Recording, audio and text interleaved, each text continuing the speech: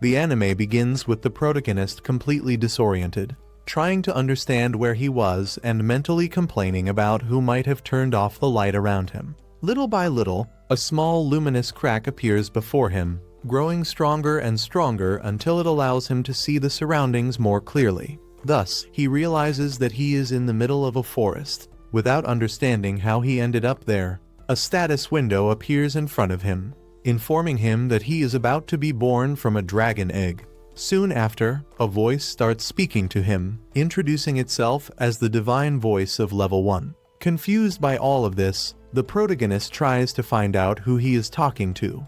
But the entity replies that, since it is still only at level 1, it cannot reveal more information. Since he cannot stay still, the egg ends up falling from the top of a tree. The protagonist panics when he notices that his HP has decreased due to the fall. The divine voice then informs him that he has just acquired a new title, called Clumsy. Next, the egg begins to roll down a slope and only stops at the edge of a lake. At that moment, he manages to see his own reflection in the water and falls into despair upon confirming that he really has turned into an egg. The divine voice warns him that he still belongs to rank F and can easily die if his shell is broken, despite having the potential to become an extremely powerful dragon over time. In that state, he is seen only as food. Dragon eggs are considered a delicacy, and many adventurers often hunt them to eat. The situation is even more dangerous because he is not in a nest, protected by his parents.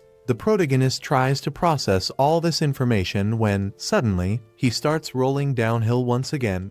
As a result, his roll skill increases to level 2, allowing him to have some control over his direction while moving. When he finally stops, he realizes that only 3 HP points remain. Fearing that he might die at any moment, he decides to remain still until nightfall. During the rest, his HP is completely restored. After that, he decides to move forward, rolling through the forest. As he moves along, he begins to wonder whether he will one day truly become a powerful dragon. Imagining if he needs to grow stronger in the same way as in RPG games. Further ahead, he encounters a strange creature. By using analysis, he discovers that it is a dark worm, a monster that feeds on eggs. As soon as the creature notices him, it starts chasing him. The protagonist tries to flee as fast as possible, which in this case means rolling at full speed. He then considers the possibility of fighting, but realizes that the worm has more HP than he does. Facing it directly would be practically suicide, since the risk of being devoured is enormous. Thinking calmly, the protagonist devises a plan. He lures the monster to the edge of a cliff and, at the right moment, causes the worm to fall, defeating it without the need for brute force. To him, this proves that a good strategy can be more effective than pure power. After the victory, the divine voice informs him that he has received 12 experience points. In addition, thanks to the title Walking Egg, he gains 12 extra points. The protagonist finds it curious to realize that he is truly accumulating experience like in a game. The voice continues, explaining that he has now reached level 5, the maximum level possible for an egg, with all conditions met. The system presents 2 evolution options, hatchling dragon and small dragon. The small dragon is a dwarf race among dragons, but even so, when fully grown, its size surpasses that of a bear. It is feared by adventurers due to its powerful fire breath. The hatchling dragon, on the other hand, is not suitable for combat, as it has short claws and fangs. Its meat, however, is extremely tender and highly appreciated when prepared with sauce. Despite these disadvantages, this form has enormous evolutionary potential, being able to transform into various dragon species in the future. Even so, the hatchling dragon is constantly hunted by both adventurers and other monsters. While the protagonist considers that the small dragon seems to be the safer choice, a mysterious hand appears and envelops him, wishing for him to grow strong and stating that its goal is to reach the top. The presence also asks him not to disappoint its expectations. At that moment, the divine voice evolves to level 2. The protagonist believes that those hands belong to the divine voice itself, and that they only appeared now because he reached this new level. He reflects once again on which path to follow. It was said that the hatchling dragon has much greater evolutionary potential, which indicates that the small dragon might not evolve as much, or might not evolve any further at all. For that reason, even aware of the risks and disadvantages, he decides to choose the hatchling dragon. With the evolution completed, thanks to the level 1 title, Son of the Dragon King, all of his resistance skills that were at level 5 or below are enhanced. In this new form, he learns several skills, such as Dragon Scales, Baby Breath, Whistle, and Bite. However, he notices that his HP does not fully recover simply from evolving. Approaching the body of the defeated Dark Worm, he mentally expresses his gratitude, acknowledging that he only managed to evolve because of that creature.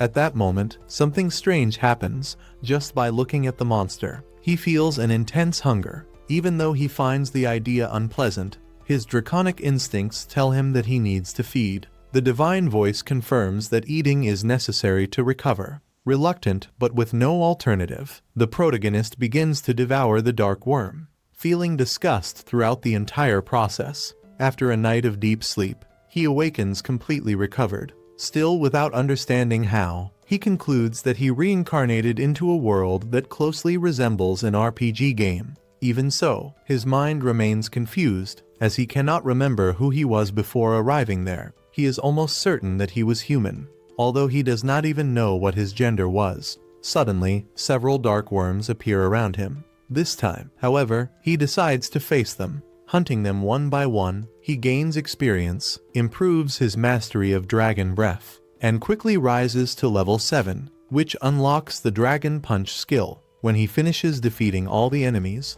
he realizes that he has already reached level 15. Faced with this, the protagonist begins to believe that reaching the top of this world might be easier than he had imagined. At that moment, the protagonist's stomach starts rumbling again, making it clear that he is hungry once more. He feels frustrated at the thought that he might have to eat worms again. Looking around more carefully, he notices some mushrooms growing nearby and decides to take a risk, choosing to eat them instead of insects. After the improvised meal, he drinks some water and comes to the conclusion that he should never again consume mushrooms found randomly in the forest, as that choice almost cost him his life. Despite the danger, this experience ends up granting him a new skill, poison resistance. Continuing on his path through the forest, he begins to reflect that he needs to find different prey, as he does not want to spend the rest of his life feeding only on insects. It does not take long before he spots a gray wolf ahead.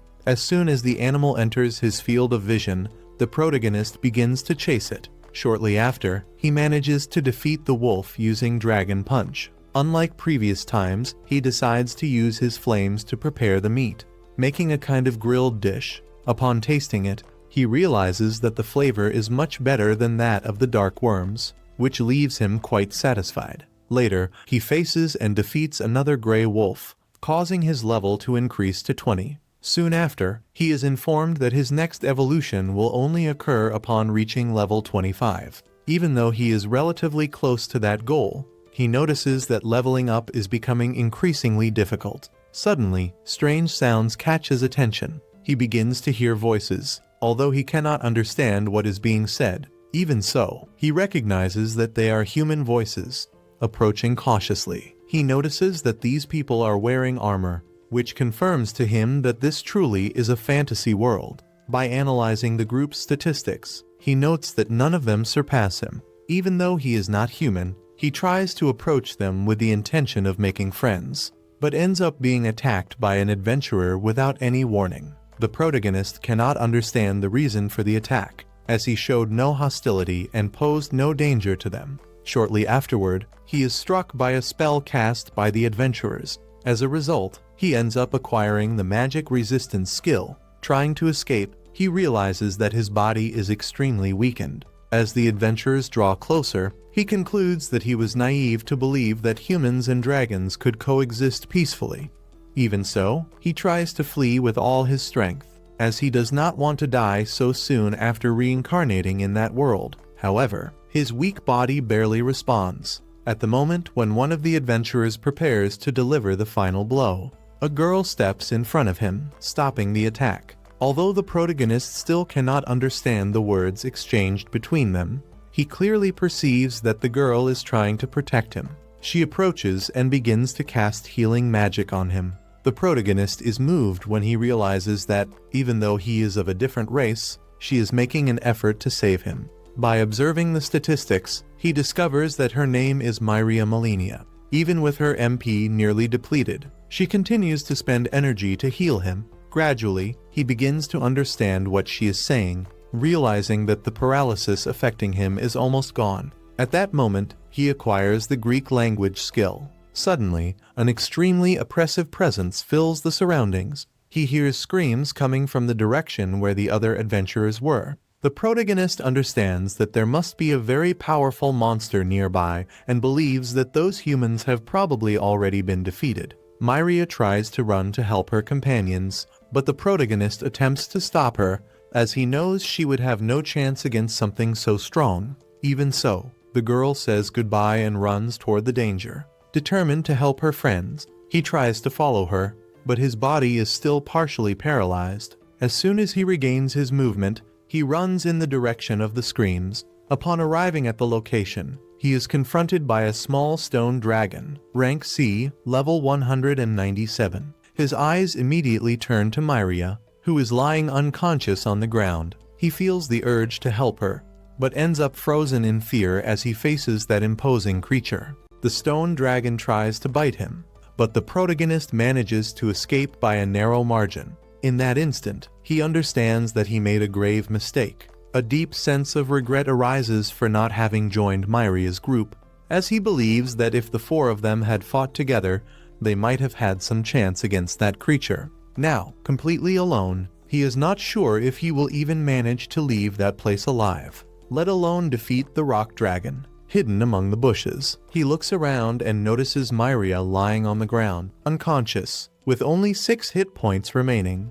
Even in the face of the critical situation, he feels a slight sense of relief upon realizing that she is still breathing. Unable to locate the protagonist, the rock dragon shifts its focus and begins to approach Myria. Seeing this, the protagonist starts questioning what his next action should be. If he did nothing, she would likely be devoured by the monster. However, before he can act, a divine voice echoes in his mind, interrupting his thoughts. The voice orders him to flee immediately, warning that if he remains there, he will end up dying. Even so, he remembers that Myria had reached out to help him before, and decides that he could not simply abandon her. Firm in his decision, he lets out a loud roar to draw the creature's attention and charges straight at it. The dragon tries to crush him with a violent stomp, but he manages to evade it, and the system recognizes his feat, granting him the title of King of Evasion. Observing the battlefield, he realizes that the old man from Myria's group has his HP reduced to 0. When checking the other companion, he notices that he still shows signs of life. Desperate, the protagonist tries to think of any way to save Myria and the survivor. He begins to provoke the rock dragon, striking it repeatedly to make it chase him. However, this decision ends up proving to be a mistake, as the monster uses an earth-based ability that hits him directly. As the dragon draws closer, the protagonist realizes that the enemy is about to use a biting attack. Anticipating the move, he reacts strategically and counterattacks with the so-called dragon punch. Even so, the creature somehow survives and immediately enters a recovery state to restore its HP. Taking advantage of this brief opening, the protagonist runs to Myria, places her on his back, and flees the area, leaving the other member of the group behind, as he has neither the time nor the strength to save anyone else. After moving away from the battlefield, he realizes that Myria's HP continues to decrease, which makes him think this may be happening due to blood loss. Trying to help her, he makes an effort to use healing magic, but he is unable to activate that type of spell. At that moment, he senses a faint smell of humans in the air and decides to follow that direction, believing that only people would be capable of saving Myria's life. Guided by this weak trail, he moves forward through the forest. However, along the way, a horde of gray wolves begins to pursue him. Even exhausted, the protagonist faces the beasts with everything he has to protect Myria. At the end of the confrontation, he is completely out of energy. But even so, he forces himself to keep walking. Carrying Myria, he continues on until he finally reaches a village. Seeing no one around, he lets out a loud roar, hoping to draw attention. Several humans appear in response, but upon seeing the scene, they immediately conclude that the protagonist is a beast trying to harm Myria. With no way to communicate between them, the humans begin to attack him. Realizing that there was no way for a dragon to make them believe he was not a threat, he carefully places Myria on the ground and flees from there. The system then grants him a new title, called Little Hero. A few days later, Myria awakens after receiving proper treatment and finds herself inside Marielle's house. The elf explains that she had to use powerful white magic to save her life. She comments that, by all indications, Myria has already recovered from most of her injuries and asks the girl to rest a little longer. Myria agrees, but begins to wonder silently who had brought her back to the village. Marielle shows irritation as she comments that she had warned Dawes several times not to get into trouble. Myria asks where Mr. Dawes and Mr. Grants are.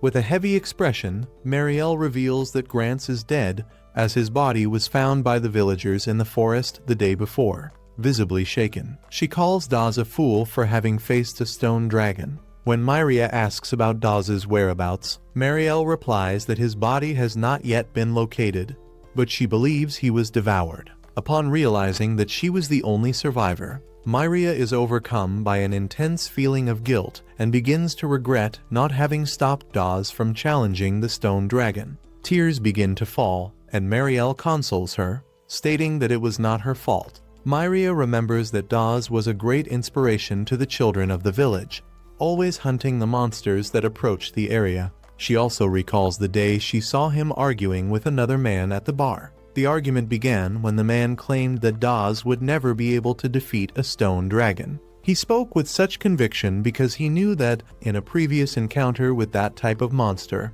Dawes had felt fear and retreated. Even so, Dawes insisted that that was part of the past and declared that if he had a reason to fight a stone dragon at that moment, he would certainly win. The men present at the bar were certain that he would not succeed. Pride ended up pushing Dawes to try to prove otherwise, and that was how he decided to face a stone dragon. As a result, he sought out Myria to accompany him. Upon hearing what the mission would be, she questioned why he had not asked Marielle to go along. Since her healing magic was far more advanced, Dawes replied that he had spoken with Marielle, but that she was busy at that moment and, because of that, recommended that Myria accompany them. The girl reminded him that the stone dragon was the strongest monster in that region and that Marielle had made it clear that, under no circumstances, should they face one. Dawes asked if she was doubting him and stated that Grants had been present when Marielle gave permission. Grants, in an embarrassed manner, confirmed that this was true. He further added that Myria knew how dangerous stone dragons were, and that, if it were not with them, one of the two might end up dying. Reluctantly, she agreed to accompany them, imposing the condition that if the situation became too dangerous, they would retreat immediately. After hearing the whole story, Marielle states that it was Dawes' pride that led him to his death and reinforces that Myria bears no guilt whatsoever. She advises her to be careful not to make the same mistake in the future and comments that it is impressive that the girl managed to survive even with such severe injuries. Myria then says that someone carried her to the village. Confused, Marielle asks what she is talking about, explaining that Myria was found being attacked by a monster in the surroundings of the village. Myria states that she lost consciousness during the stone dragon's attack and that there was no way she could have returned on her own. Marielle replies that no one from the village would risk walking through the forest at night and reaffirms that Myria was found being attacked by a monster, which Gregory managed to drive away to save her. She explains that humans can lose part of their memory after suffering a very strong shock, and that this was probably happening to her. Even so, Myria has a vague memory of the protagonist fighting to protect her. Because of that, she asks Marielle to describe the monster that was attacking her at that moment. Marielle replies that the creature had already fled when she arrived at the scene. With that, Myria begins to question internally whether it had been that dragon who saved her. The next morning, the protagonist awakens after a prolonged rest. As soon as he opens his eyes, he realizes that all his injuries have disappeared. He knows that rest accelerates his recovery.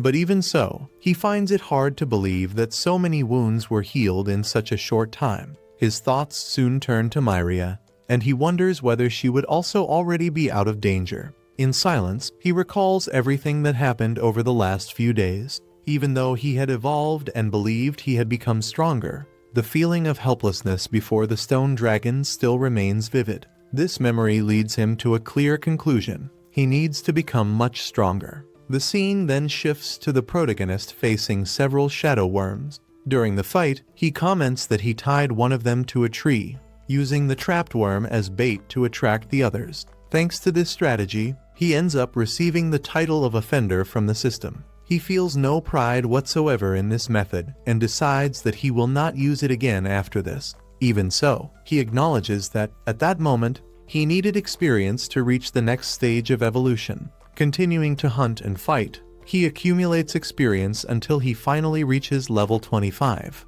at which point he becomes eligible to evolve. The divine voice then asks whether he wishes to view the evolution tree, and he responds positively. This time, 5 options appear before him: young plague dragon, infant marble dragon, dragonling, mini angel dragon, and mini dragon. As he looks at the options, he wonders what the difference is between mini dragon, small dragon, and baby dragon. The divine voice explains that the term small does not refer to an evolutionary stage, but rather to the size limitations of a given species. Species classified as small have faster attribute growth, but have fewer evolutionary paths and fewer abilities when compared to baby-type species. Even so, many of their future evolutions carry high potential. Next, the voice explains that mini-types have even fewer evolution options, but have the advantage of a more stable evolutionary tree. Even with the explanation, the protagonist remains confused and realizes that he cannot make a decision without better understanding each choice.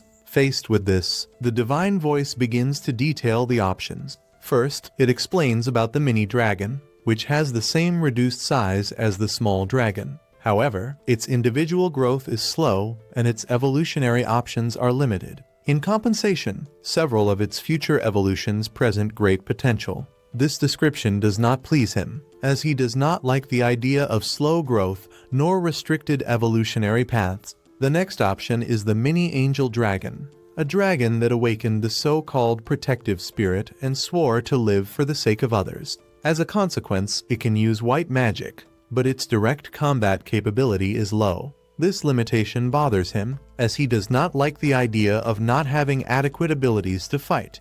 He even thinks about white magic, remembering Myria and how she used it.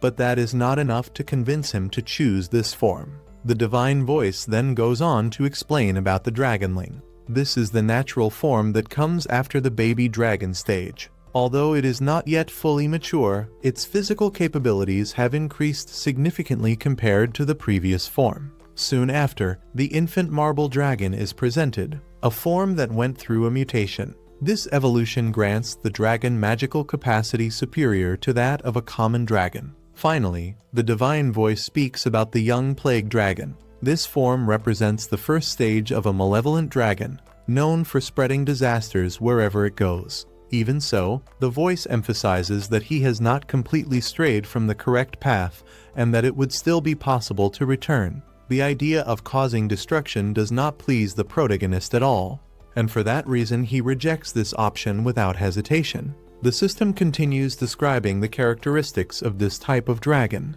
mentioning, among other things, that it possesses high intelligence and the ability to use human transformation. The protagonist reacts immediately, stating out loud that he does not wish to become malevolent. However, upon reflecting more carefully on what he has just heard, he ends up becoming especially interested in the possibility of transforming into a human. Even knowing that becoming an evil dragon seemed like a terrible choice, he decides that he needs the human transformation ability no matter the cost. Because of that, he ends up choosing to evolve into a young plague dragon. As soon as he observes his new form, he begins to doubt whether he truly made the right choice, since his appearance is now extremely intimidating. With the evolution, the ability to view statistics increased to level 3, allowing him to analyze his own abilities in greater depth. The so-called divine voice also evolved from level 2 to level 3. In addition, he acquired the ability to fly, several skills typical of an evil dragon,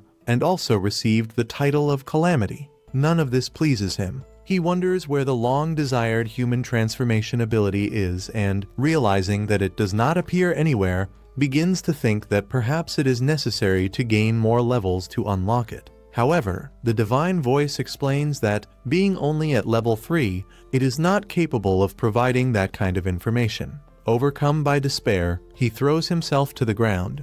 Instead of human transformation, he ended up receiving only strange and dangerous abilities, precisely the opposite of what he had expected. He had only chosen the path of the young plague dragon because he believed it would lead him to the ability he wanted so much. Trying to set this aside for a moment, his curiosity turns to the identity of the divine voice that speaks to him. But since it also cannot provide that kind of information, he asks at least for examples of the new abilities he has just acquired. The voice begins by explaining the ability called Dragon Scale Dust.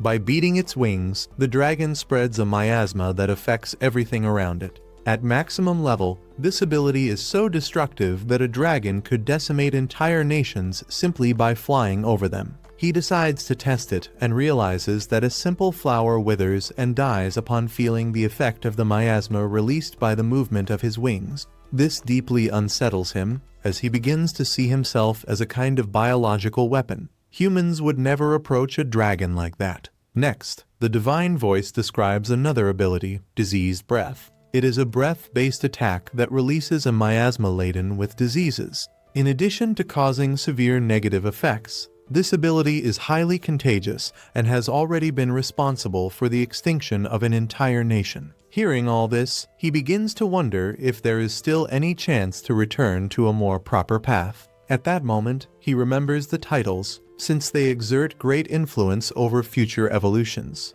The voice explains that, thanks to the small hero title, earned through his actions in saving Myria, he can still follow a heroic path. However, the title of Calamity points in the opposite direction, potentially leading him to become a demon lord. Completely shaken, he begins to thrash on the ground, stating that he made the wrong decision and wishing to return to his baby form. When he was still innocent and free from this kind of choice, the scene then shifts to Marielle and Myria. The elf is recharging the village's protection stones, artifacts that create a kind of barrier meant to ward off common monsters. However, these barriers do not work against persistent creatures or those that have a very clear objective. Marielle carefully analyzes each stone, worried about the possibility that the monster that attacked Myria might return if any of them are damaged. After finishing the inspection, Myria asks if Marielle can tell her more about monsters. She cannot shake the strange feeling that she was saved by that monstrous dragon.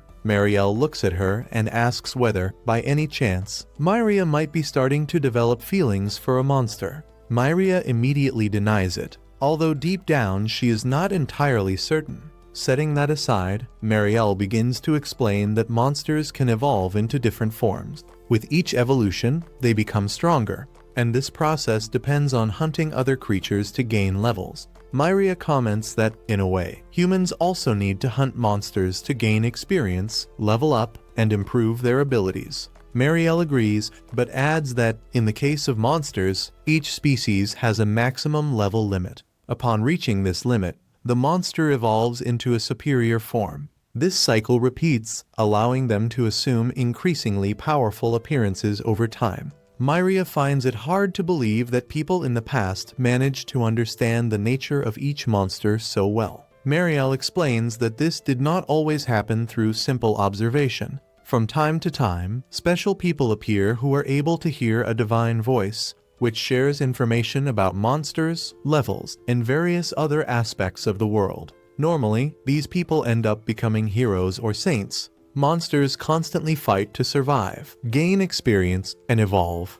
Because of this, every monster seeks power and becomes increasingly ferocious. Even if that dragon saved Myria's life, the next time they meet, it will have already evolved into something far more threatening, and its fangs will be turned against her. Myria shouts, asking Marielle to stop. The elf responds firmly, saying that Myria should not create any kind of strange expectations toward monsters, as they are not compatible with humans. The scene returns to the protagonist, who is now determined to level up as quickly as possible in order to return to the path he considers correct. In his thoughts, he reinforces that he wants to become a hero, not a demon lord. However, for now, his greatest desire is to learn human transformation, since he wants to reunite with Myria. With this in mind, he begins searching for weaker monsters in the surrounding area. Suddenly, he feels his body grow heavy and realizes that he is having difficulty moving. When he understands the situation, he sees that he has ended up trapped in a spider web. Upon analyzing the creature's stats, he notices that the spider is stronger than he is. The spider tries to wrap him even more with its webs, but the protagonist reacts by using his breath attack. Without realizing it, the webs around his body begin to catch fire. Thanks to this unexpected event, he ends up acquiring the fire resistance skill. When checking the spider's condition, he realizes that the attack caused little damage to its HP, but applied the negative burn effect. Taking advantage of this, he launches an attack and strikes the creature with his poisonous claws. With this blow, the spider's HP drops to half and the paralysis effect is applied. Even so, the creature goes into a frenzy. Faced with this, the protagonist decides to retreat. However, shortly afterward, the paralysis effect wears off and the spider begins to chase him again. He remembers the flying ability and tries to use it, but for some reason, he cannot take flight. With no other choice, he keeps running, rolling along the ground as fast as he can. After several minutes of this desperate escape, his roll skill reaches level 3. Up ahead, he spots a cliff and decides to risk everything to cross it. Even without being able to fly, his wings allow him to glide a little, managing to reach the other side. However, there is no time to celebrate, as the spider creates a bridge using its web and soon resumes the pursuit. As he continues to flee, his roll skill levels up once again. Along the way, he ends up defeating several monsters that appear in his path, gaining experience and increasing his level. When he finally reaches level 8, he decides to stop running and face the spider once and for all. He analyzes the creature's stats again and notices a skill called double poison. Immediately afterward, the spider activates this skill, but the protagonist manages to leap away. He notices that the poison causes only a burning sensation in his throat, without causing real damage, thanks to his poison resistance. Observing the spider's behavior, he realizes that the creature is merely waiting for the poison to take effect. At that moment, he comes up with a risky idea. He pretends to be defeated by the poison. The spider, believing it has won, approaches. Taking advantage of this opening, the protagonist uses his breath attack and ends the fight with a powerful tail strike. With that, he jumps directly from level 8 to level 14. He eagerly waits for the appearance of the human transformation skill, but ends up receiving only a new skill related to his tail, since it was with it that he defeated the spider. In the late afternoon, he walks while carrying the body of a gray wolf, thinking that it had been an extremely tiring day. A little further ahead, he finds a cave and decides to turn it into his base. Later, while eating, he remembers some small fruits he found that resemble peppers. He squeezes them over the meat, realizing that the flavor becomes much better with a slightly spicy touch. Satisfied with the result, he decides that later he will collect more of these fruits, dry them, and use them as seasoning. Because of this culinary discovery,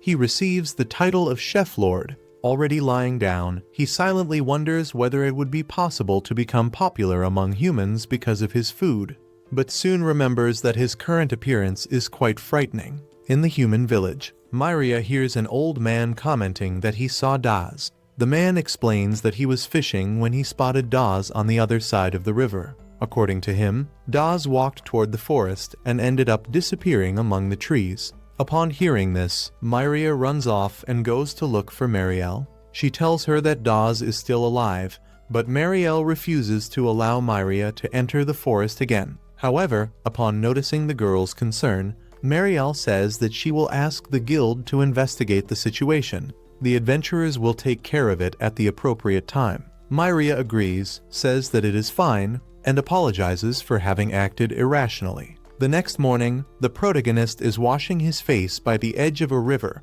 when he notices a strange creature. At first glance, it appears to be a slime. He tries to check its stats, but begins to feel a strong headache. His appraisal skill rises to level 4, and even so, he still cannot clearly see the information of that mysterious creature. The moment the creature begins to approach, he chooses to flee without hesitation. After reaching a more distant point, he thinks that even though he had noticed that the attributes of that monster were nothing impressive, he feels a strong premonition that he should not get close to it. With this in mind, he decides to move even farther away and look for something to eat. Sometime later, he finds a pot and believes that it would be perfect for storing food. However, as he gets closer, he discovers that the object was, in fact, a type of turtle monster of D- rank. Without wasting time, he immediately attacks using the dragon punch, but realizes that the creature's HP decreases by only 1 point. Next, he unleashes a series of consecutive blows. However, at the end of the attack, the turtle activates a skill that completely restores its HP. Noticing that none of his efforts are having any effect, he reflects to himself and comes up with a rather cruel idea. Leading the monster to the edge of a cliff, he throws it down. By doing so, he defeats the creature and receives 36 experience points, advancing from level 14 to level 15. However, as a consequence of this unconventional victory, he ends up acquiring the title of Trickster King. Soon after, when he looks back, he notices the presence of several other monstrous turtles. In his thoughts, he concludes that the monster thrown off the cliff probably used some skill to call its allies before being defeated. The creatures begin to stack on top of one another, which leaves him quite frightened. Even so, in the end, they merely remain stacked, without attacking directly. Taking advantage of the situation, the protagonist jumps, grabs the last monster in the pile, and throws it against the others. This move results in the acquisition of the skill called Meteorite. With the defeat of all those monsters, he obtains 594 experience points. Thanks to the title of Walking Egg, this amount is doubled, allowing him to advance directly from level 15 to level 30. In addition, his ability to view statistics rises to level 5. After the battle, he collects the shell that remained in the best condition and decides to take it with him. As he continues walking, he reflects on the fact that he still has not learned the human transformation skill, even though he is already at level 30. In his thoughts, he remembers that only 10 levels remain to reach his next evolution. Suddenly, he hears the sound of footsteps approaching. When he checks the source of the noise, he spots a bear-like monster that he had never seen before. He tries to observe the creature's statistics, but the divine voice informs him that the distance is too great to display the status window. Instead, only details about the species are shown. The creature is identified as a clay bear, a D+ ranked monster, since it is a bear made of clay and has the same rank classification as his own. The protagonist decides to face it. In his thoughts, he considers that he could use the creature's body to produce clay utensils. Thus, he approaches silently, chooses a strategic point, and launches his attack. To his surprise, the monster reacts by opening an enormous mouth, trying to swallow him in a single gulp, which forces him to retreat immediately. Realizing that the clay bear is not very fast, the protagonist decides to attack it using his rolling skill. He strikes the creature's back, dealing considerable damage.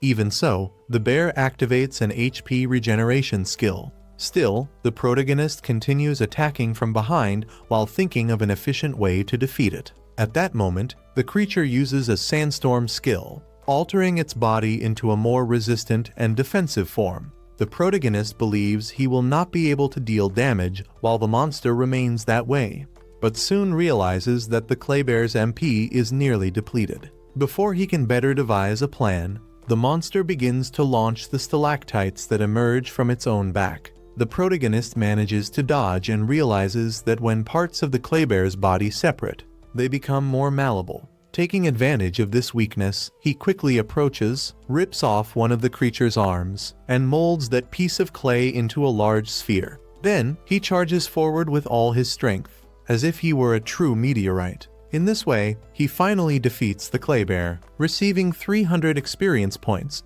With that, he advances from level 30 to level 33 and acquires the skill called Nutcracker. Back at his base, the protagonist spends some time shaping clay utensils and places them in the oven to bake. While waiting for everything to be ready, he decides to make use of the time and go out in search of food. Now that his ability to view statistics has reached level 5, he can identify much more information about monsters, herbs, and fruits. Because of this, he carefully selects what can and cannot be consumed in that forest, even managing to find a carnivorous flower that accumulates salt in its stem. Meanwhile, Myria decides to enter the forest, even disobeying Marielle's orders. In her thoughts, she believes that if Daz is still alive, she needs to help him return to the village. The feeling of guilt weighs heavily on her heart, as she believes that if she had stopped Daz from pursuing the stone dragon, none of that would have happened. Moving a little deeper into the forest, Myria comes across a shadowy worm. Even so, she manages to defeat the creature without great difficulty. In another part of the forest, the protagonist continues collecting mushrooms and fruits, already thinking about the meal he will prepare later. Myria, in turn, reaches a deeper region of the forest and realizes that going any further would be extremely dangerous. Faced with this, she decides to simply observe the surroundings of the village and then return home. Some time later, the protagonist feels quite satisfied when he finds a luminous mushroom, which can be used as a kind of lantern. At that moment, his clay containers are already ready. Without wasting time, he decides to cook, preparing a tasty stew made with meat and vegetables. As soon as he finishes the meal, his cooking skill rises to level 2. In his thoughts, he plans that next time he will produce some spoons and also coat the walls of his cave with bricks. Because of this idea, he ends up acquiring the ceramic craftsman skill. The next morning, 2 adventurers are sent by the guild with the mission of investigating the forest of Noah. Returning to the protagonist, he appears removing the meat and skin from some gray wolves. While seasoning the meat, he comments to himself that he is beginning to get used to life in that world. The scene then shifts to a group of monkeys that are eating dried meat. The protagonist appears filled with rage, as he recognizes that it was he who had placed that meat out to dry. Determined to do something to drive the animals away, he decides to act. In his thoughts, he decides to gather some poisonous herbs, prepare a mixture, and place it on the dried meat for the monkeys to consume. After some time, he learns to differentiate which wild plants are poisonous and which are not. Upon arriving at a field full of flowers, he intends to collect some toxic species, but ends up encountering a monster he had not seen before. It is a Venon Princess Lacerda, a D- rank monster whose abilities are entirely focused on the use of poison. The Venon Princess begins to run, giving the impression that she is fleeing. However, she takes advantage of a moment of carelessness from the protagonist and attacks him by surprise, delivering a venomous bite. Even though he possesses the poison resistance skill, the protagonist ends up collapsing in that flower-filled field. From a distance, the Venon Princess calmly watches, waiting as her poison takes effect. Upon checking his own status, the protagonist realizes that he has been afflicted by an unusual type of poison. His ability to view statistics is still at a low level and, being only level 3, it cannot provide details about that specific toxin. Faced with this, he decides to seek information about the creature responsible and discovers data about the Venon Princess. She is a monster classified as D-, known for acting with caution and intelligence. She poisons her prey and then immediately withdraws, remaining nearby only to observe,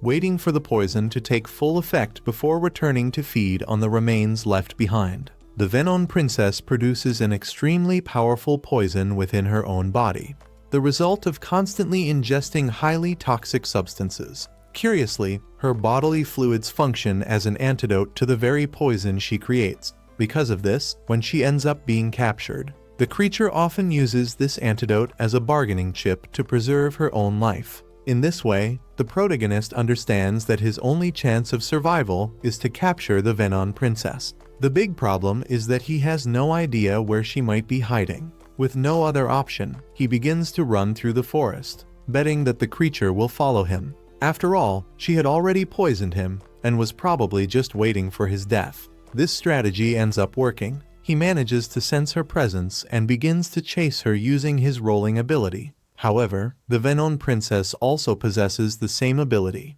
which makes the pursuit more difficult. Even so, the protagonist remains calm, as he remembers a cliff just ahead, the same one he had passed while fleeing from the spider earlier. He plans to corner the creature there. During the chase, his rolling ability evolves and reaches a higher level. Just as he is about to catch her, he is surprised by the Venon princess, who uses the clay pistol ability to attack him from a distance. Even so, he does not give up and continues advancing, while she keeps firing clay in his direction. Little by little, the two draw closer to the cliff, and the protagonist seizes the moment to collide directly with her. The impact, however, causes the Venon princess to be thrown off the cliff, falling toward the river flowing below. Without thinking twice, the protagonist jumps after her. At that moment, the effect of the poison intensifies, his vision begins to fail, and everything around him seems to lose focus. Even so, he gathers his strength and manages to reach her in midair. Using his dragon flames, he creates enough momentum to launch both of them back to the top of the cliff. After accomplishing this, exhaustion and the poison take their toll, and he ends up losing consciousness. The scene shifts to Miria, who is returning home while complaining that she still has not managed to find Mr. Daz. Suddenly, she hears Marielle calling out to her. Without hesitation, the girl runs to the elf. Marielle asks what Miria was doing in that place, and she replies with an excuse, saying that she was just walking around to pass the time, and assuring that she had not entered the forest. Marielle accepts the explanation and informs her that she received a message from the guild stating that they are already on their way. The scene then returns to the protagonist, who awakens still disoriented. Upon opening his eyes, he is startled to see the Venon princess right in front of him. At first, he believes that the creature is simply waiting for the poison to finish taking effect. However, he soon realizes that his arm no longer hurts. Surprised, he concludes that the Venon princess gave him the antidote while he was unconscious. Unsure of how to react, he picks her up in his arms and ends up finding her appearance curiously adorable. Later, already at his base, the protagonist finishes preparing the meal and sets aside a portion for the Venon princess as well. After eating, the small creature climbs onto his shoulder and begins to stroke him, clearly showing her satisfaction. The protagonist is cheered by this, realizing that she has become his first friend. The Venon then notices a jar containing poison that he had produced earlier and begins to consume it without hesitation. This worries him for a moment, until he remembers that she needs to ingest poisonous substances in order to create even stronger toxins. Driven by curiosity, he decides to try a little of that poison, but the taste is so bad that he almost regrets it immediately. Even so, this action causes his poison resistance ability to increase by another level. He cannot help but wonder how the Venon manages to eat that as if it were a delicious meal. The next day, the two begin working together to defeat a pack of gray wolves. To the protagonist's surprise, they form an extremely efficient duo. Thus, they spend the day cooperating in combat and collecting food. At night, while the Venon princess sleeps peacefully, the protagonist quietly comments that it is good to have a friend he can rely on. Her presence by his side is already beginning to feel natural, as if she had always been part of his routine. The following morning, the protagonist heads out once again accompanied by the Venon. But this time the objective is different. He begins collecting fruits that can be used as seasoning in his meals. The Venon shows no interest in the spicy-tasting fruit and instead moves toward a clearly poisonous mushroom. Upon analyzing its characteristics, the divine voice informs him that it is a cadaveric candidi, a giant mushroom that releases a smell similar to that of a decomposing body. Its poison is extremely strong, but the odor is so repulsive that almost no animal even tries to approach it, much less consume it. When he realizes that the Venon truly intends to eat that mushroom, the protagonist acts quickly. He grabs her in his arms and incinerates that grotesque, nauseating smelling creature using his flames. The Venon reacts with clear dissatisfaction, showing irritation at the loss of what she considered a valuable meal. Shortly afterward, she activates her clay pistol, but not out of anger. In fact, she had detected the presence of an enemy hidden among the nearby bushes. The protagonist immediately feels a strange, oppressive pressure coming from that direction. Upon checking the creature's status, he realizes that it is a powerful enemy, possessing the abilities of gravity, graviton, HP recovery, and also an ability focused on constant pursuit. Faced with this, he understands that fleeing would not be a simple option. He exchanges a look with Venon and, without the need for words, both reach the same conclusion. It would be necessary to fight. The Venon moves first, rolling quickly to hide and position herself better. Meanwhile, the protagonist charges directly to the front line, drawing the enemy's attention and trying to create an opening for the Venon to attack by surprise. However, the situation becomes complicated and he is forced to retreat. One of the monster's heads, resembling that of a dog, activates the gravity ability, pinning the protagonist in place and preventing any movement. Taking advantage of the opening, the enemy advances to attack him. Before the blow could be completed, Venon fires her clay pistol, hitting the enemy and breaking the gravity effect. Free once again, the protagonist reacts immediately, launching his dragon flames at the creature. Even so, the attack does not cause the expected damage, as the enemy activates its HP recovery ability and quickly regenerates its wounds. Observing carefully, the protagonist notices a pattern. He concludes that the face with a sad expression is responsible for using magic, while the irritated face seems focused on physical attacks. Shortly afterward, the sad face begins to conjure a different spell, and the protagonist notices that this energy seems even more dangerous than the gravity used before. Without thinking twice, he advances to stop the spell. He allows the enemy to bite his shoulder just to get close enough to deliver a powerful dragon punch directly to the sad face. At that moment, Venon takes advantage of the opening and acts stealthily, biting the sad face and injecting her venom. The creature tries to use HP recovery again, but the ability does not work as expected. Faced with this, the irritated face makes an extreme decision and eliminates its own sad face in a desperate attempt to prevent the venom from spreading any further. The protagonist checks the enemy's status again, trying to confirm whether it has lost the ability to use magic. However, he realizes that the creature has activated a sacrifice ability. The head that had been torn off begins to move on its own and starts chasing Venon. The protagonist tries to help her, but the irritated face stops him, blocking his path. He understands that he needs to finish this as quickly as possible, because Venon is in serious danger. Gathering all his strength, the protagonist launches his final attack and defeats the monster using his Nutcracker ability. As a result, his ability evolves and reaches a higher level. Without wasting time, he runs in search of Venon, hoping that she is safe. Even though they had known each other for only a short time, they had already been through many situations together. To him, Venon was the only friend he had in that world. In his thoughts, he addresses God, saying that he did not need the human transformation ability as long as Venon was safe. Further ahead, he finds bloodstains on the ground, which makes his heart tighten as he imagines the worst. However, relief quickly comes when he sees her emerge from the bushes, wounded but alive. At that moment, the sad head suddenly reappears, but the protagonist attacks it without hesitation, striking it with fury using his claws until the threat is completely eliminated. Then, he picks Venon up in his arms, showing how happy he was that she was still alive. The divine voice then informs him that he has received 468 experience points, advancing several levels at once, and, as a result, unlocking the human transformation ability. The scene shifts once again to Miria and Marielle. The girl shows anxiety as she imagines what the adventurers who are about to arrive will be like. Marielle hands her a book about monsters. When she opens it, Miria realizes that the content is written in an unknown language. Marielle explains that it is an ancient text that describes monster classification. A shadowy worm is considered rank F, something even Miria would be able to defeat. Rank D monsters, on the other hand, are far more dangerous and require well-trained adventurers to face them.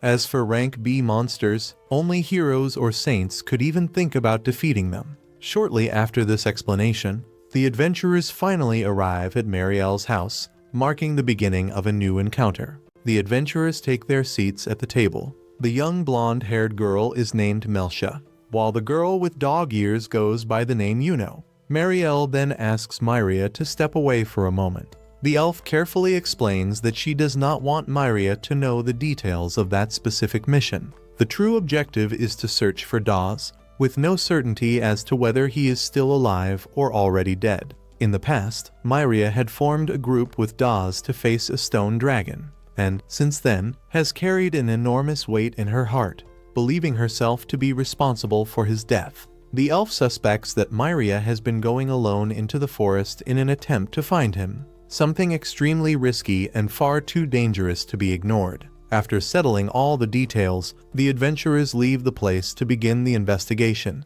At the same time, elsewhere in the forest, the protagonist spreads medicinal herbs over Venon's body, intending to speed up her recovery process. As soon as he finishes, he moves a little away from the cave to test the human transformation skill. The fear that Venon might find his new appearance strange and end up attacking never left his mind. He becomes thoughtful as he remembers that he received this ability at the exact moment when he almost decided to give up on her. Now, already accustomed to living alongside Venon, he realizes that, despite his desire to live in a human village, he does not want to abandon her. Even so, the idea of gaining the trust of humans seemed far too tempting. Thinking about it, he considers dividing his time, spending a few days with Venon and others in the human village. His excitement grows as he imagines whether he would end up transforming into a handsome boy or an attractive girl. With this curiosity, he decides to activate the skill. His body begins to slowly take shape, bones and skin changing little by little, until the transformation finally comes to an end. To his misfortune, the result reveals a strange creature, a kind of lizard man with a bizarre and extremely ugly appearance.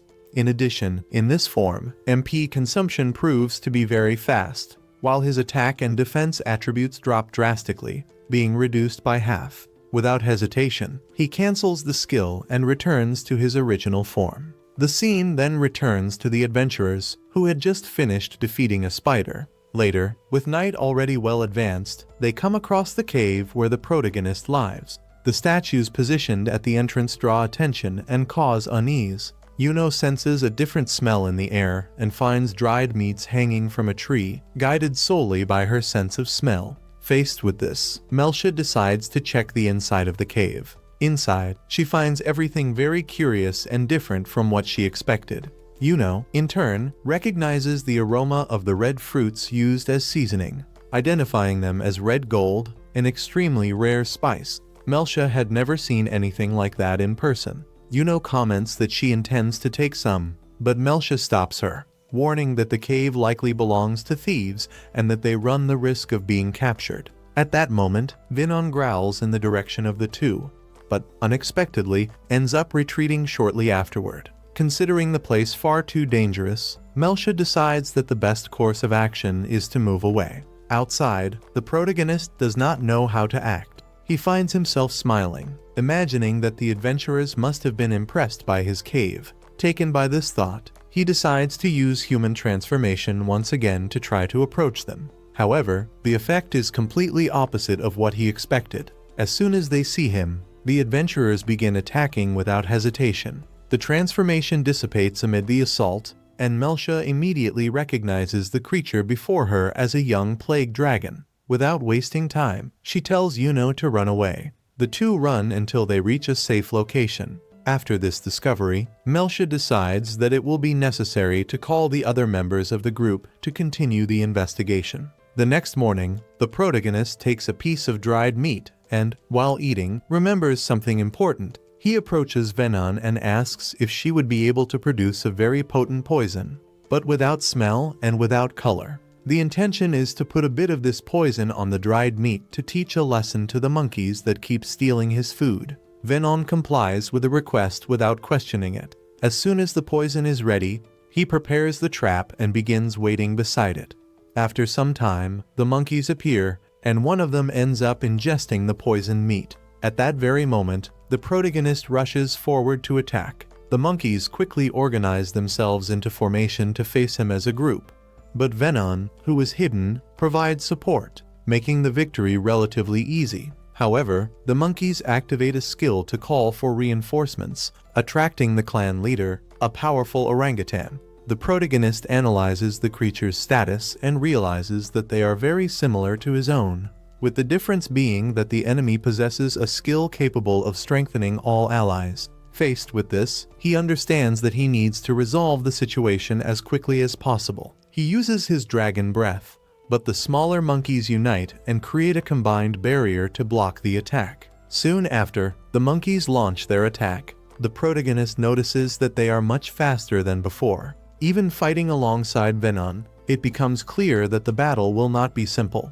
While thinking of a solution, he asks the divine voice for more information about that creature. The answer comes, explaining that the orangutan is an evolved form, someone who defeated the former alpha in combat to become the clan leader. For orangutans, evolving through battle is something sacred. In addition, they master various support magics aimed at helping the group. Upon hearing this, the protagonist remembers having seen the telepathic communication skill in the orangutan's list of abilities. Taking advantage of this memory, he grabs the monkey that had been poisoned and tries to negotiate with the leader. He proposes that they leave the area in exchange for Venom curing the poisoned one. The orangutan, however, refuses the proposal. In his view, the protagonist and Venom have already proven to be far too great a threat to be ignored. He concludes that the best course of action is to eliminate them right there, while he still has the chance, regardless of the sacrifices required. With no other alternative, the protagonist decides to challenge him to a duel,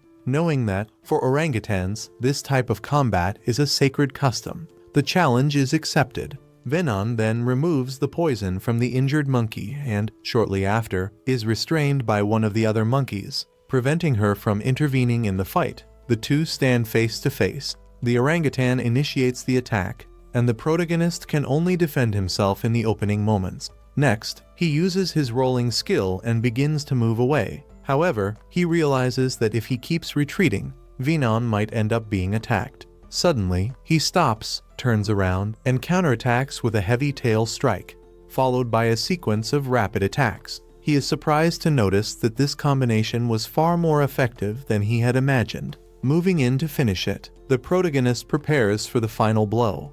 But the orangutan activates a special ability that converts all of his MP into agility. With the absurd increase in speed, facing the orangutan becomes extremely difficult. Even so, the protagonist decides to face him head-on. He lets out a powerful roar to draw the enemy's attention and, using telepathic communication, provokes him, questioning whether the leader might be afraid to fight directly. The provocation works. The orangutan charges without hesitation, and the two begin exchanging intense blows. Venom watches everything with apprehension, worried as she sees her friend fighting in that manner.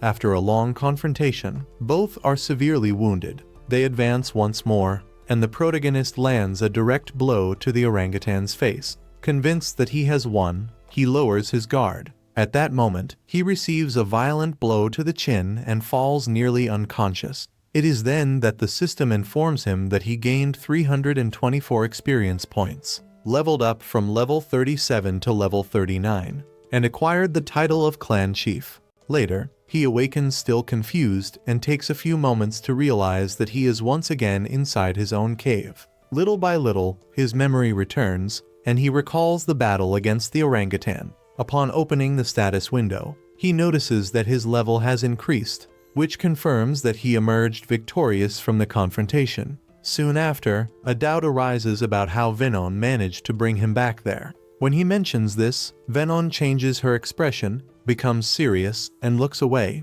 pointing to the orangutans around them. That leaves him completely confused, since, in his mind, they could only be there to avenge the former leader. At that moment, he remembers the title he had received before losing consciousness. Upon checking the status more carefully, he realizes that he now possesses the title of Clan Chief. Faced with this, the protagonist decides to view the situation positively, thinking that he can now rely on the orangutans to help with heavier tasks. The next morning, the protagonist is surprised to see that the orangutans had brought a large pile of fruits. Venom, on the other hand, shows no enthusiasm about it. The orangutans then indicate that they want to eat dried meat, and the protagonist agrees. Since there was no need to go hunting that day, he decides to take advantage of the time to renew his stock of dried meat. While he was seasoning the meat, one of the orangutans watches with curiosity, and the protagonist decides to show the entire preparation process.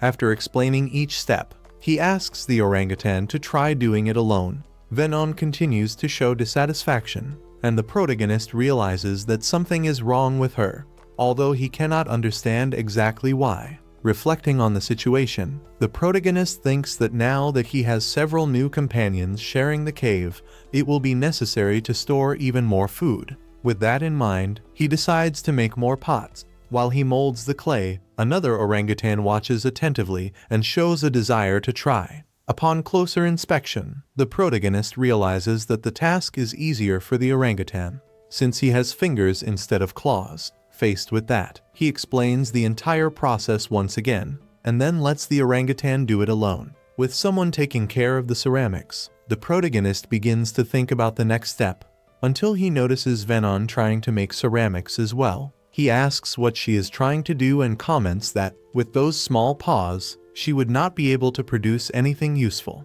Upon hearing this, Venom runs off, crying because of the comment. Later, the protagonist hands some tools to the other orangutans and shows how they should be used. He explains that they will be responsible for expanding the cave. During all of this, Venom watches from afar, visibly saddened by the situation. Meanwhile, elsewhere, the adventurers are sitting in a tavern, eating and talking. They comment that they are still waiting for the arrival of the other group members so they can continue the mission. The next day, Venom wakes the protagonist in an agitated manner. He does not understand the reason, but when he tries to get up, he realizes that the orangutan spent the night sleeping pressed against him. Without giving much importance to that, he simply lies down again and goes back to sleep. Shortly after, strange sounds draw his attention, and he wakes up to check. At that moment, he notices that one of the orangutans is poisoned. Upon analyzing the situation, he realizes that it is Venom's poison.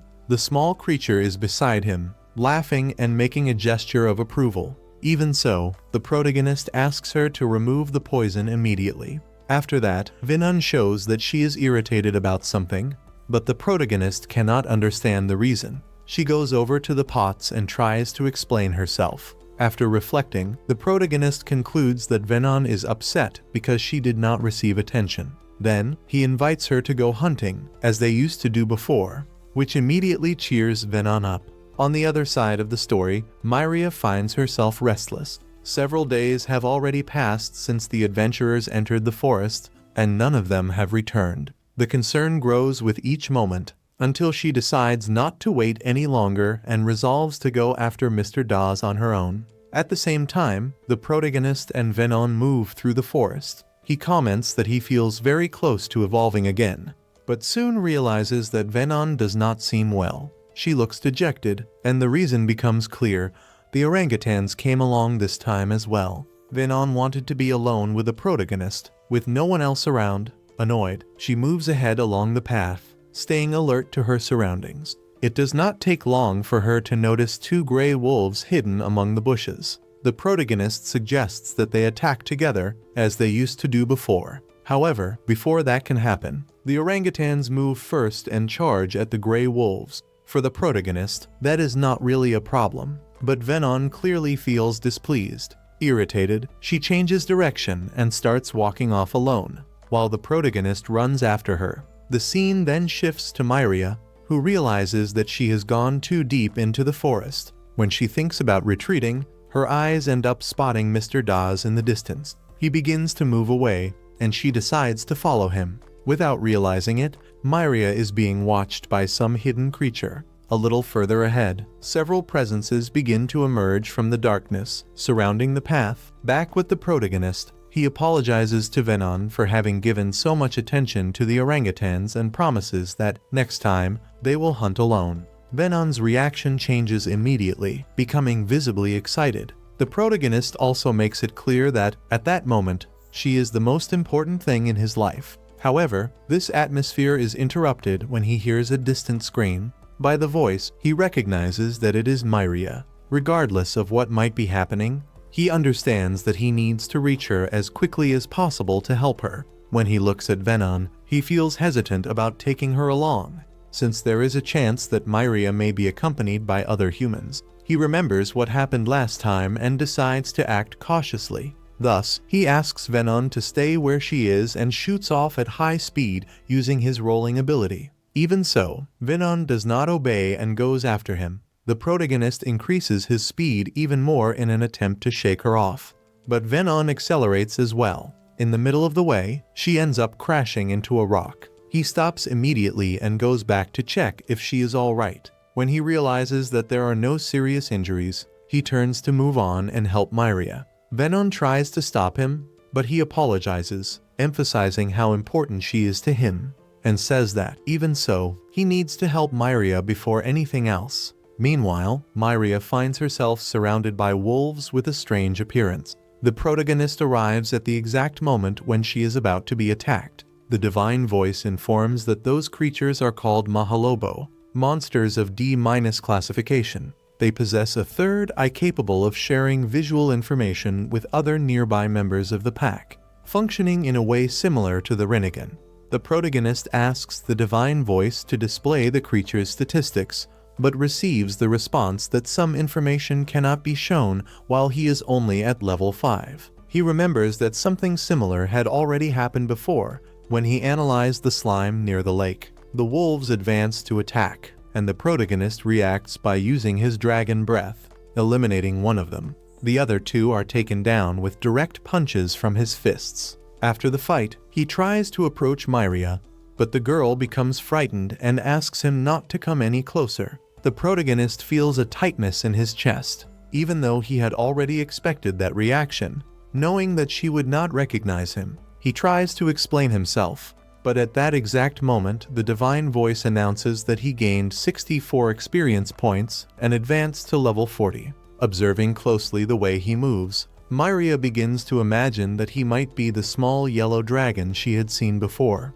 Carefully, she stands up and starts to imitate the movements he made that first time. The protagonist reacts by repeating exactly the same gesture, confirming her suspicion. However, before they can say anything, new Mahalobo appear around them. Without hesitating, he places Myria on his back and starts running, determined to protect her. Meanwhile, the villagers begin searching for Myria everywhere. After some time without finding her, Marielle comes to the conclusion that the girl must have entered the forest. Worried, she decides to go after her on her own. Elsewhere, the group of adventurers gathers to talk. Melcia comments that the forest was far more dangerous than they had initially imagined. Even so, before continuing the mission, they agree that they need to meet the client again to confirm some details. At the same time, the protagonist continues fleeing with Myria until he reaches a place where he can hide her safely. As soon as he leaves her protected, he feels free to fight.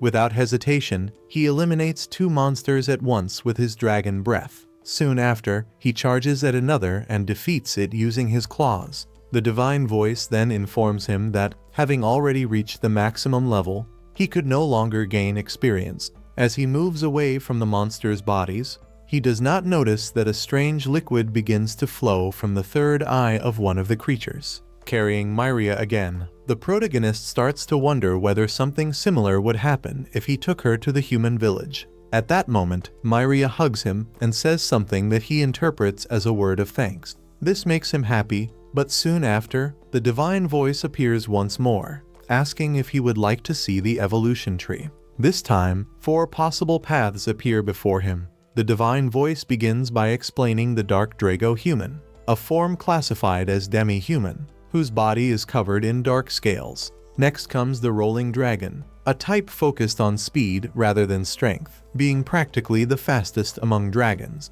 The third option is the small arc dragon, a light-type dragon with high intelligence and capable of using white magic. Hearing this, the protagonist becomes excited, even imagining himself flying alongside Myria and Venom. Lastly, Jormungand appears, a dragon with the body of a giant snake, covered in scales that carry a deadly venom, rendering any land it crawls over sterile. Without thinking twice, he rejects this option, as he does not wish to become an enemy of humans. At that moment, Myria touches him and points toward a nearby lake. They stop there so she can drink some water, while the protagonist remains lost in thought, trying to decide which evolutionary path to choose. Despite wanting to get closer to humans, he does not want to choose a form that would distance him from Venon. Myria notices that something is wrong and approaches him. The protagonist tries to explain that he is about to evolve, but that he does not know which form to choose, even though it is clear that she cannot fully understand his words. Even so, Myria tries to communicate with him.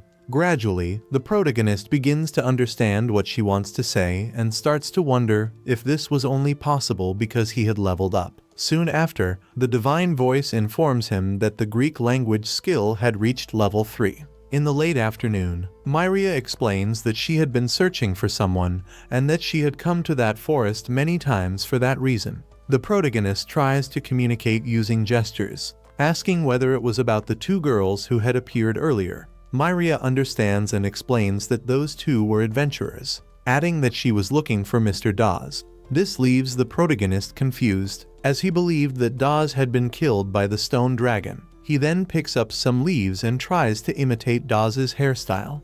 Seeing this, Myria is certain that he is the dragon who saved her last time. Unable to contain her emotion, she jumps on him and hugs him tightly. The protagonist feels that as something comforting and, in his thoughts, apologizes to Venon, mentioning that he will probably choose the demi-human evolution. Myria shows curiosity and asks if he has a name. In response, he simply shakes his head in the negative. Thoughtful, she decides that this could not continue like that. Remembering everything he had done up to that point, she comes to the conclusion that he acted like a true hero. Because of that, she decides to call him Illusia, the same name as a flower she liked very much. Soon after, the divine voice appears and asks whether the name Illusia could be confirmed, explaining that after this choice, it would no longer be possible to change it.